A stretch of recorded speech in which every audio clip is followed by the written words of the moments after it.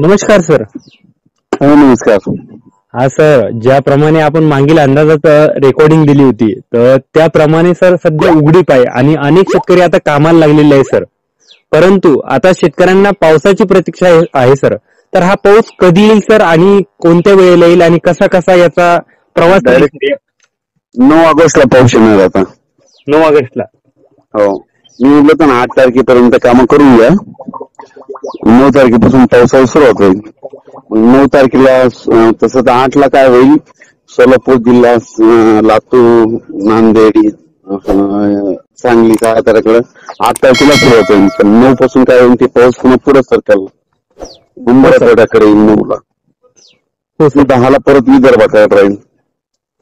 10ला जरा खूप व्याप्ती वाढेल त्याची.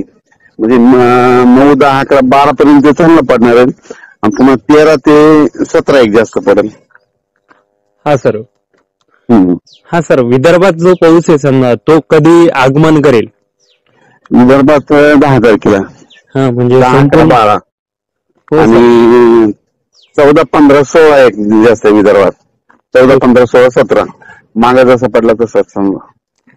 हो सर. आता जी शेतकऱ्यांना जी प्रतीक्षा आहे फक्त आता पावसाची, म्हणजे आता सध्या तरी नाही पण 2-3 दिवसांनी शेतकरी नक्कीच पावसाची वाट बघेल सर. आणि आताही देखील काही शेतकरी वाट बघत आहेत. हो सर, शेतकऱ्याला म्हणा काय करा, 9 तारखेपर्यंत तुम्ही शेतीचे काम करून घ्या. हा सर, तेच महत्वाचं आहे. कारण की शेतीची कोणतेच बाकी कामं नका ठेवू. कारण की खत टाकायचं असेल तर खत टाकून घ्या, काही खुरपणी करायची असेल तर खुरपणी करून घ्या. हा म्हणजे आणि एकदा पाऊस सुरू झाल्यावर मग तो 7 ते 8 दिवस उघडण्याची शक्यता नाही. हा म्हणजे पुन्हा कामे कमी पाऊस सगळीकडे पडणार आहे. हो सर. हो. हा नक्कीच. आणि शेतकऱ्यांना काही यामुळे दिलासा देखील मिळालेला आहे सर. कारण की शेतकऱ्यांना मोठी उघडीप देखील पाहिजे होती काही शेतकऱ्यांना. कापसात लोकांची जातच होते मराठवाड्यातली सगळ्यांची. हो सर. पाऊस नसा उघडला तर कापस जात होते. हा सर नक्कीच. हो ना, नक्कीच. कारण की अनेक भागात झालंय देखील सर नुकसान जास्त पावसामुळे. आणि तुम्ही कापस खूप खराब झाले. उगारे म्हणून तरी वाचतील आता ते. हा सर. आणि तुम्ही म्हटले देखील होते की या पावसामुळे नुकसान देखील होणार आहे. हो, आधी सांगितलं होतं. फक्त काय झालं, हे पाऊस अहिल्यानगर मध्ये एक नाही पडला. हो सर. काही काय झालं, पिकापुरताच पडला समजा, पिकाला जोपण्यापुरता उगाच सलाईन सारखा. हो सर.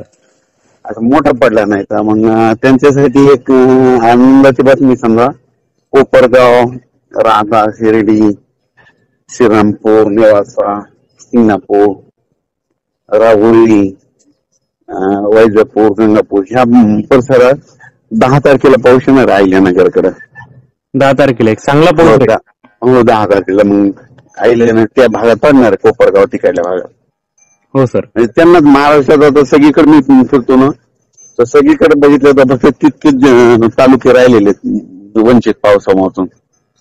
हो सर, बरोबर. नक्कीच. म्हणजे त्यांना पिकांना जीवनदान मिळणाराच पाऊस त्या तारखेला पडलेला आहे. म्हणजे त्यावेळी पडलेला आहे. नाही, खूप नाही असा म्हणजे शेतातून पाणी नाही व्हायला असं. मी आज गेलतो ना, आज समजा बाकीकडे महाराष्ट्र सगळीकडे पाऊस झाला. ते नेमकं अहिल्यानगर, नेमकं ते कोपरगाव एकच रेंज शॅडोच्या खाली येते, दुष्काळ पट्ट्याखाली. नेमकं तिथं पाऊस नाही. हा, पण त्या शेतकऱ्यांना वाट बघावीच लागणार आहे सर. म्हणजे अजून 6 दिवस. आज मुद्दाम काय केलं तर नाही की आमदारांनी सांगितलंय की कोपरगावला 10 तारखेला पाऊस येणार आहे म्हणून तुमचा. हो सर.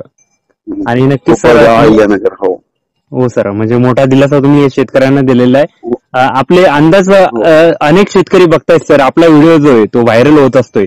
आणि शेतकऱ्यांना मी अजून विनंती करेल की व्हिडिओ जास्तीत जास्त शेतकऱ्यांपर्यंत पोहोचत चला. कारण की ढग साहेब आपल्याला रेकॉर्डिंग देतात, त्या रेकॉर्डिंगचं खूप मोठं महत्व आहे. हो ना.